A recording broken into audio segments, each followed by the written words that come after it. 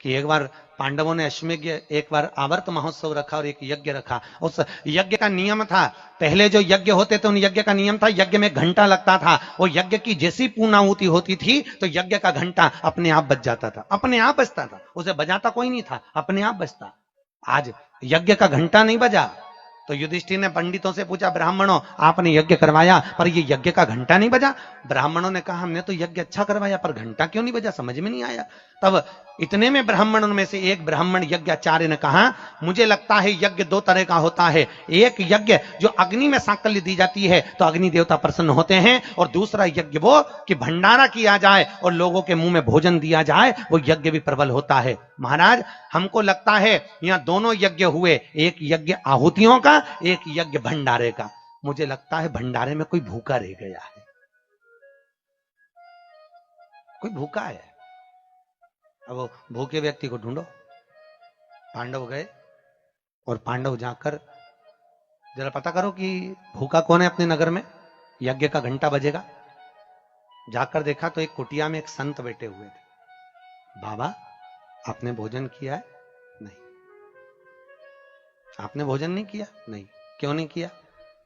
मैं काय को भोजन करूं, भंडारा हो रहा, चलो भोजन करो। नहीं नहीं मैं नहीं करता। भंडारे में भोजन नहीं करोगे? नहीं। क्यों नहीं करोगे? मैं उसके घर में भोजन करता हूं जो मेरे को 108 अश्वमेध यज्ञ का पुण्य देता है। पांडव मेरे को 108 अश्वमेध यज्ञ का पुण्य दे दे, मैं उनके यहां भोजन कर लूंगा। अब पांडवों ने सोचा अपनी जिंदगी में पहला तो अश्वमेध यज्ञ कर रहा है और 108 अश्वमेध यज्ञ तो हमने कभी जिंदगी में नहीं करे, तो हम इसको पुण्य कहां से दे बाबा को।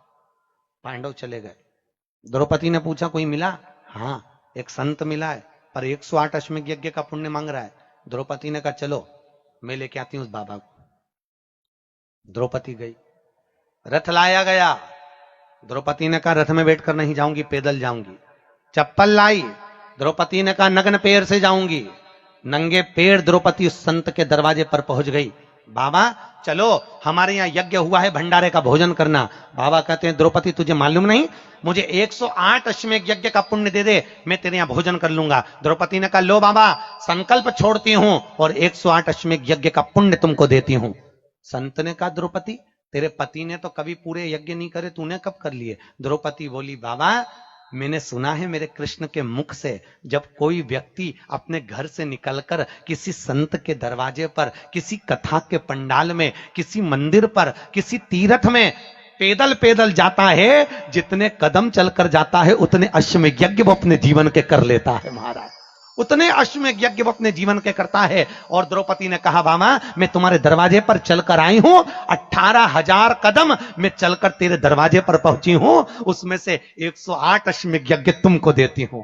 संत उठकर खड़ा हो गया, द्रौपदी के यहां गया, भोजन करा तो यज्ञ का घंटा बज गया महाराज, यज्ञ का घंटा बजा।